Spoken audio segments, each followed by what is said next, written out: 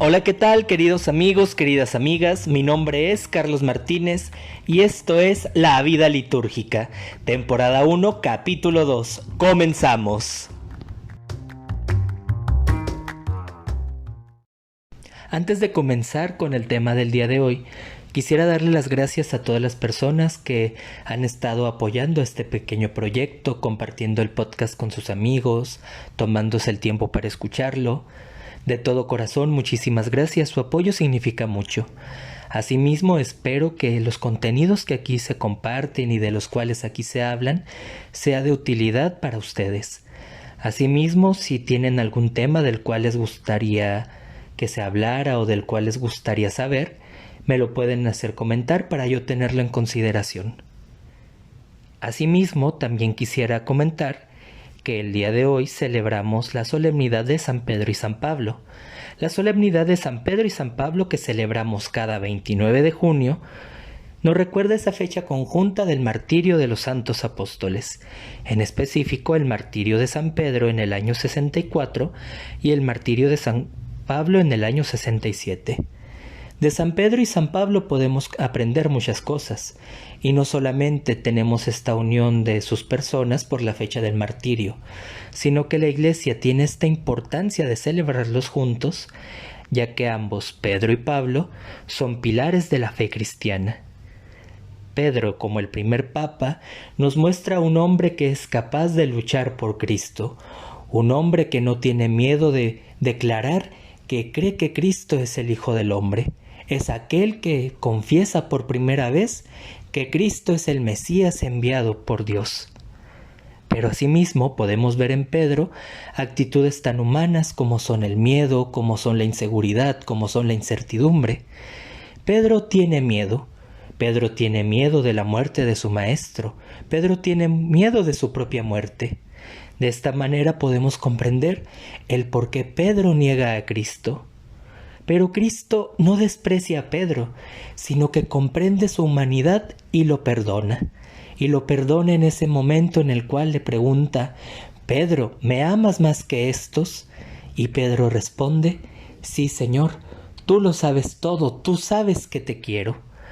Pedro comprende esa misión tan especial que Cristo le tiene al ser piedra de su iglesia.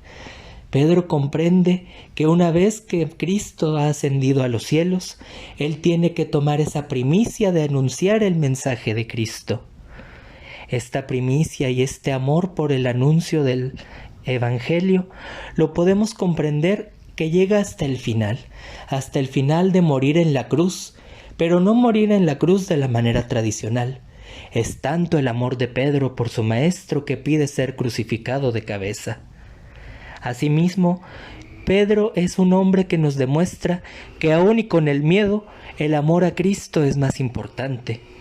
Hay una antigua leyenda romana que cuenta que Pedro, en la ocasión previa a su martirio, tiene la oportunidad de escapar de la ciudad de Roma, y mientras iba por la vía Apia escapando de la ciudad eterna, se encuentra a Cristo. Se encuentra a Cristo cargando una cruz, camino a Roma. Cuando Pedro lo ve extrañado, le pregunta: «¿Quo vadis, Domine?» «¿A dónde vas, Señor?» Y Cristo le responde: «Voy a Roma a ser crucificado en tu lugar». Pedro nuevamente comprende que es más grande el amor de Dios, que es más grande la misión de Cristo que los miedos personales. Y en San Pablo, el apóstol de los gentiles, podemos comprender el llamado que Dios hace a todos nosotros, ese llamado de entrega y ese llamado de amor en el cual nos pide convertirnos. Sin duda alguna, ese encuentro que Pablo tiene con Cristo, en el cual le dice: «Saulo, Saulo, ¿por qué me persigues?», es un encuentro que para Pablo llega a convertirlo en un hombre que es capaz de llevar el Evangelio a comunidades tan distintas y tan lejanas. Viene a mi mente las palabras que San José María Escrivá de Balaguer, fundador del Opus Dei, llegó a decir sobre los santos apóstoles: «Ánimo, tú puedes». ¿Ves lo que hizo la gracia de Dios con aquel Pedro dormilón, negador y cobarde? con aquel Pablo perseguidor, odiador y pertinaz? Sin duda alguna, José María Escrivá de Balaguer comprende que en esta humanidad que todos tenemos, el Señor es capaz de construir. Y el Señor fue capaz de construir en San Pedro y San Pablo. Asimismo, esta fecha es muy especial, ya que nos recuerda ese trabajo ecuménico y de unión con la Iglesia Ortodoxa, en específico con la Iglesia Ortodoxa de Constantinopla.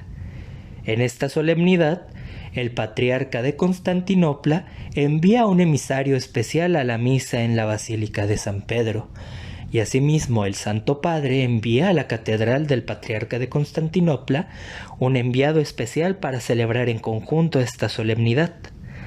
Y asimismo esta solemnidad nos recuerda la unidad que hay entre todos los obispos del mundo con el obispo de Roma. Este sentido se remarcaba especialmente en la imposición del palio a los arzobispos en la Basílica de San Pedro. El día de hoy quisiera compartir con ustedes, aparte de toda esta información sobre la solemnidad de los santos apóstoles Pedro y Pablo, el cómo la liturgia es obra de la Trinidad. ¿Cómo es que comprendemos que la liturgia es obra de la Trinidad? Pues bien, en cada acción litúrgica y sacramental, la presencia del Padre, del Hijo y del Espíritu Santo se hace presente realizando la misión propia de cada uno, con la finalidad de que se lleve a cabo la actualización de la obra de la redención. Pero ¿cuál es la misión del Padre, del Hijo y del Espíritu Santo dentro de la liturgia? Sin duda alguna, la misión que cada uno de ellos ejerce dentro de nuestra vida litúrgica no es la misma que ejerce el otro. Así pues, veremos poco a poco cómo es que esta función que tiene el Padre, el Hijo y el Espíritu Santo como un Dios uno y trino se realiza en nuestra liturgia. Primero, veamos al Padre, Dios Padre que es fuente y fin de la liturgia. Del Padre procede toda bendición, todo bien, toda gracia, toda salvación y todo amor. Debemos que comprender al Padre como el dador de todas las gracias, como el dador de la salvación. Y es del Padre quien viene la iniciativa de la salvación. Es del Padre quien viene la iniciativa de darnos al Hijo y al Espíritu Santo para que nadie se pierda, sino que todos se salven. Constantemente el Padre va en busca del hombre, el Padre va en busca de aquel que se ha extraviado. Y en la obra de Dios, desde el Génesis hasta la consumación de los tiempos con Cristo, vemos cómo hay una continuación de la obra salvífica, y cómo es que el Señor tiende una alianza con el hombre. En un principio, en el Génesis, el Señor tiende una alianza con el hombre, dándole el don de ser fecundos, dándole el don de poblar la tierra y de gobernar cuanta criatura hay sobre ella. Asimismo, nuevamente firma una alianza con Noé, recuperando al hombre de su pecado y llevándole a la conversión. Y es con Abraham, con quien el Señor tiene una alianza más fuerte, ya que por primera vez el Señor toma a su pueblo y lo encamina hacia la salvación. Podemos hablar sin duda alguna de acontecimientos salvíficos específicos, acontecimientos en los cuales el Señor se manifiesta a su pueblo y se hace presente para salvarlo y para demostrarle que todavía hay esperanza. En un primer momento, podemos considerar como un acontecimiento salvífico el nacimiento de Isaac, en el cual se cumple la promesa del Padre de darle una descendencia a Abraham.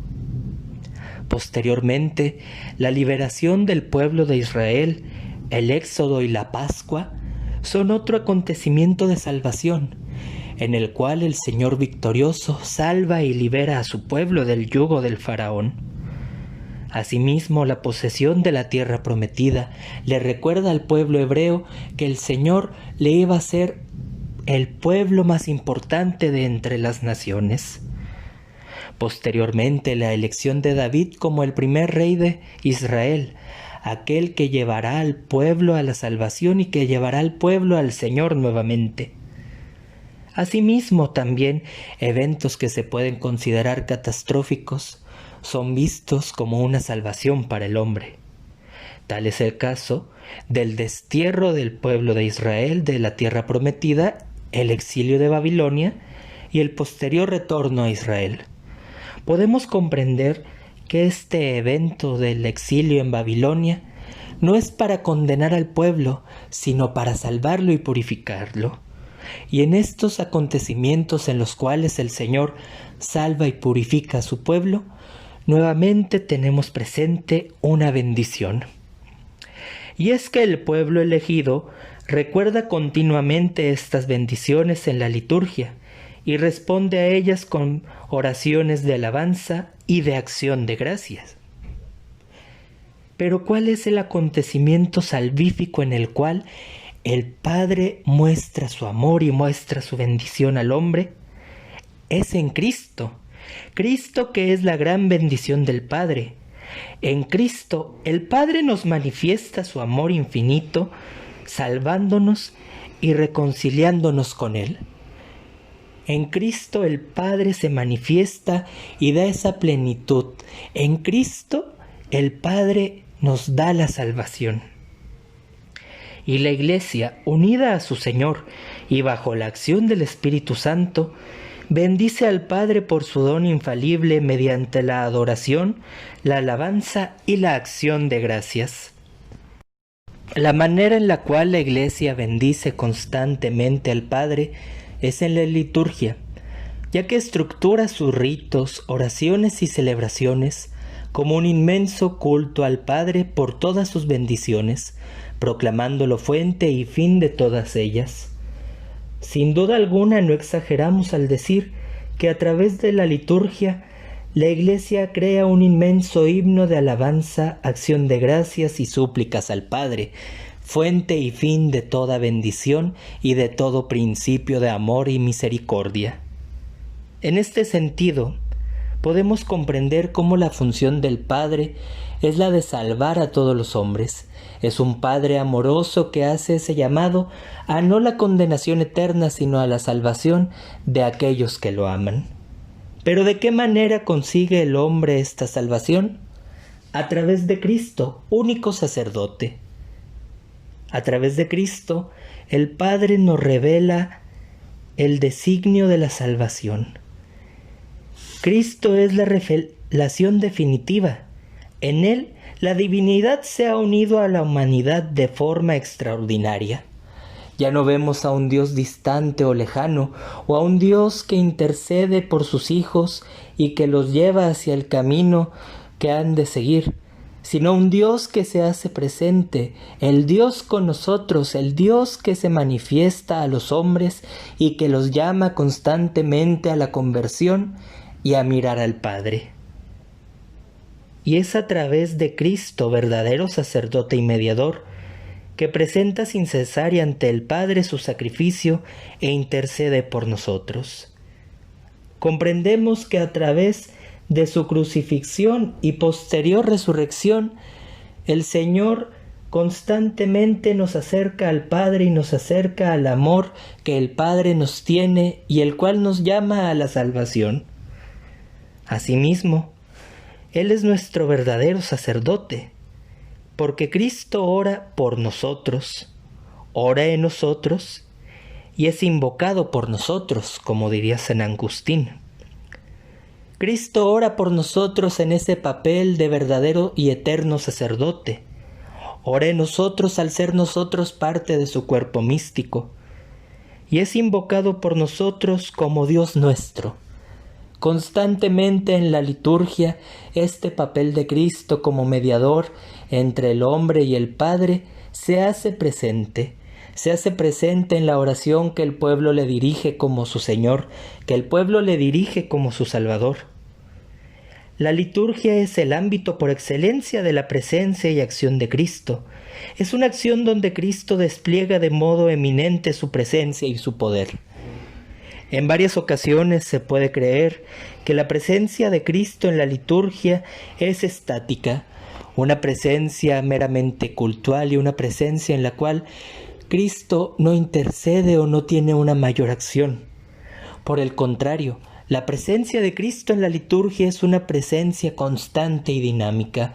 Es una presencia en la cual el Señor no solamente se hace presente en el pan y en la palabra, sino que toma las plegarias de sus fieles y las lleva al Padre como una ofrenda. Esta presencia de Cristo en la liturgia se manifiesta a través de los sacerdotes, a través de ellos que in persona Christi, en persona de Cristo, interceden y llevan constantemente este culto al Padre. Asimismo, podemos considerar que Cristo hace presencia en la oración de la Iglesia, en esta oración eclesial y colectiva, en la cual no es una oración meramente personal. Sin duda alguna, Cristo se hace presente en nuestra oración, pero es más fuerte esa presencia de Cristo, es más fuerte esa presencia y poder de Cristo Salvador en la oración de toda su Iglesia. Una oración que se une no solamente a una iglesia local o a una pequeña comunidad de fieles. La oración que la Iglesia ofrenda a Cristo es una oración universal. De esta manera podemos comprender que Cristo es el centro de la liturgia, porque Él es el mediador, el único mediador que hay entre Dios y los hombres. Constantemente, en varias ocasiones, podemos llegar a pensar que esta liturgia cristocéntrica saca de lado la devoción a los santos o a la Santísima Virgen. Por el contrario, a través de la devoción a los santos y a la Santísima Virgen, enaltecemos el culto a Cristo, ya que comprendemos que es a través de Cristo que los santos han logrado vivir sus vidas ejemplares. Comprendemos que sin la intercesión de María Santísima al tener a nuestro Señor, difícilmente podríamos hablar de un culto cristocéntrico. Sin el sí de María, difícilmente podríamos hablar de ese plan de salvación, que sin duda alguna iba a continuar, pero que tiene la perfección de la obra del Señor a través del sí perfecto de la Virgen María. Así como comprendemos que Cristo es aquel que nos revela al Padre, y es a través de Cristo que llegamos al Padre, Cristo también nos dona al Espíritu Santo. Nos dona al Espíritu Santo como el alma de la Iglesia, como ese Espíritu que anima e impulsa el crecimiento personal en Cristo y la extensión misionera del reino de Cristo. Es quien promueve y dinamiza los carismas para la edificación de la Iglesia. Sin duda alguna, en muchas ocasiones podemos ver al Espíritu Santo como ese eterno desconocido, aquel del que todo el mundo habla, pero realmente no tenemos la noción de quién es o qué función tiene. Y dentro de la liturgia, la función del Espíritu Santo no es una función meramente apartada, sino una función real, ya que en la celebración de los sacramentos implica una invocación especial al Espíritu Santo. Esta invocación, la cual llamamos epíclesis, se presenta a partir del momento en el cual se le pide al Espíritu Santo que bendiga y santifica los dones a presentar. Esto lo vemos en la Eucaristía y lo vemos en todos nuestros sacramentos. Esta acción de gracias explora una transformación y una perseverancia vivificadora, en la cual la Iglesia constantemente renueva su misterio y renueva esa plenitud eterna de la gloria a través del Espíritu Santo, ya que el Espíritu Santo es el don prometido para los tiempos mesiánicos, es quien actúa en Cristo de una forma privilegiada, y es también aquel que es prometido por Cristo para continuar la obra de la salvación de un modo especial. Asimismo, la fuerza vivificante del Espíritu hace que todos los misterios de la vida de Cristo, especialmente el misterio pascual que celebramos en nuestras Eucaristías, no sea un recuerdo piadoso o una inmersión en el pasado, sino que se convierten en un misterio actual que es eficaz para el creyente a través de la liturgia. El misterio de Cristo se hace actual y se hace vigente. No es un misterio que se queda en hace más de 2000 años. Es un misterio que constantemente va caminando y va presentándose al hombre. Sin duda alguna no podemos creer que en la liturgia somos simples espectadores que se quedan al margen, espectadores que únicamente ven la representación de algo que ocurrió en un tiempo específico. La Iglesia celebra el memorial, celebra la memoria de aquello que se ha vivido y que se sigue viviendo. La Iglesia lleva este memorial a la presentación plena de el rostro del Padre a través del Hijo. Asimismo, los sacramentos es una concentración simbólica de una obra de salvación realizada por Dios en Cristo, que se continúa ofreciendo a los hombres por el Espíritu Santo a través de la Iglesia. Constantemente este acontecimiento de salvación es presentado al hombre y es presentado para que se salve. De esta manera estamos llamados a vivir la liturgia y a presentarle nuestra vida, a ser impulsados por el Espíritu para vivir una vida entregada al Señor. ¿Qué implica vivir una vida entregada al Señor? Una vida de amor, una vida de perdón, una vida en la cual todas nuestras obras y nuestras acciones sean un himno de alabanza al Padre. Hay que recordar que así como los sacramentos que nuestra Iglesia tiene son signos visibles de la gracia invisible, son signos de la gracia latente del Señor, nosotros estamos llamados a ser sacramentos de Cristo. Estamos llamados a mostrar el rostro de Cristo y mostrarlo no únicamente en las celebraciones sacramentales, sino en nuestro día a día. Y es ahí donde radica el misterio de la Trinidad en la vida de la Iglesia, el misterio de la Trinidad en esa vida litúrgica que nos enriquece y nos alimenta y nos lleva a vivir más allá de la celebración eucarística, más allá de las celebraciones sacramentales. Nos lleva a entregarnos y a servir al Señor para ser felices en Él, porque sin duda alguna el Señor quiere nuestra felicidad. El Señor quiere que seamos felices en Él y por Él. Y una vez que seamos felices en Él, podamos servirle y amarle para estar siempre con Él.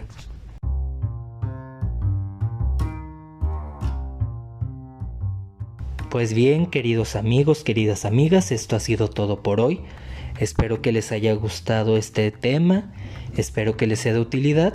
Y nuevamente, si tienen alguna propuesta o alguna idea de algún tema que se pueda tratar, con mucho gusto coméntenmelo y yo trabajaré para prepararles un tema sobre ello lo más pronto posible.